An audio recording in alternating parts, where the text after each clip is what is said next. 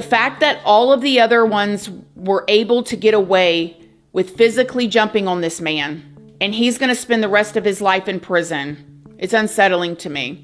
The jury finds Nicolae Mew guilty of first-degree reckless homicide as submitted. Every person that testified, Nicolae and everybody else, changed their story. But in this case, it only mattered that Nicolae changed his story. They brought up the interrogation/interview footage, and they played that, which did not look good because Nicolae lied after the altercation at the river. Question, did Mr. Mew commit the crime while using a dangerous weapon?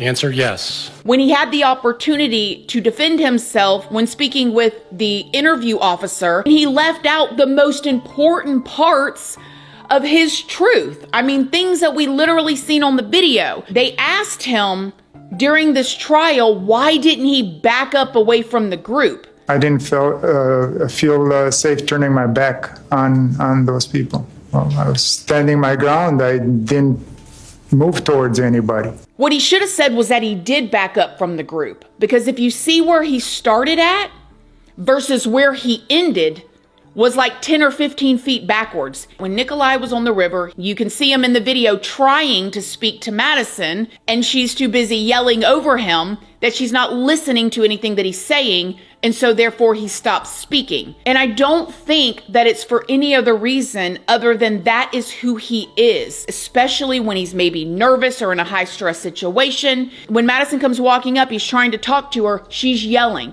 "Get your effing A, go, go, go, go." She was the one he was trying to talk to and tell her, hey, I dropped my goggles. I can't find my goggles. Whatever he was saying about his goggles, he dropped them after coming towards the tubes because allegedly the kids told him they had the phone he was looking for, according to him, whatever. She's pointing at him to go downriver.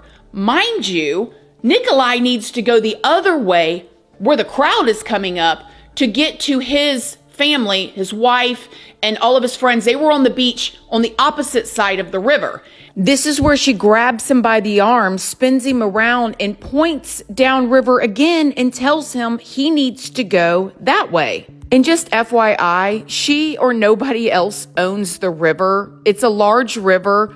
He can go in any direction that he wants to. According to her testimony, which we did not get to see because it was left out of the court proceedings where we could see, she gracefully laid her hands on him to guide him backwards. She's also the one that said that Nicolae punched her in the face. And allegedly this happened to her.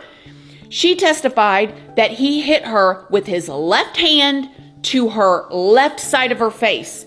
And when the defense got up there, the defense said, "You know that that's not physically possible." And you know what her response was? "Oh, well, I guess I get my rights and lefts mixed up." A traumatic incident where somebody loses their life and 4 of your friends are life flighted to the hospital. You say you had a mark on your face, which the police that interviewed her did not see any mark on her face. She said she had a mark on her face. She had her phone in her hand, her beverage in her hand. She didn't drop anything. She didn't fall. It wasn't on camera. No one can keep their story straight, not even her. And then the real kicker is she said she took pictures of her injury and she deleted them. In an actual murder case, that's not tampering with evidence, but they still charged him with battery for that. It's so weird. And I've been trying to rack my brain around how I think the jury came to this. Either all 12 jury members found zero reasonable doubt that it could have been self-defense and that he was scared, or he just did not defend himself or speak well enough on the stand to convey what he was feeling. I don't know. I have to wonder if it's the small town vibes. Hudson, where the trial took place, according to Google in 2022, they have a population of 15,000 people. So you're talking very small town. And the town that Isaac, the 17-year-old that passed away, is from is 12 minutes from Hudson. Mind you, when this happened not long afterwards, of course, they did a vigil for Isaac, and it is very sad that he lost his life in the situation. I mean, it's pretty hard for everybody in these communities to not know somebody that knows somebody, something, okay? When he was done testifying, the prosecution threw a bunch of extra lesser charges on there. Originally, he was charged with first-degree murder for Isaac and then first-degree attempted for the other 4. And from my point of view, they added everything they could to see what would stick. I believe it was like 21 charges that it ended up being in total, that the jury of 12 would go back and deliberate to figure out if Nicolae was guilty or not. Now, I figured if you're going to throw 21 charges at him, you know he did something wrong. I mean, I think everybody can agree that he made some bad choices, just like everybody that was there did. I figured something would stick. The charge that he got found guilty of, the reckless homicide, carries a minimum of 40 years. He will spend his last days in prison over this situation. There will be no him getting out. That is, I believe, the minimum. I think for that, just that charge alone, it carries 60 years.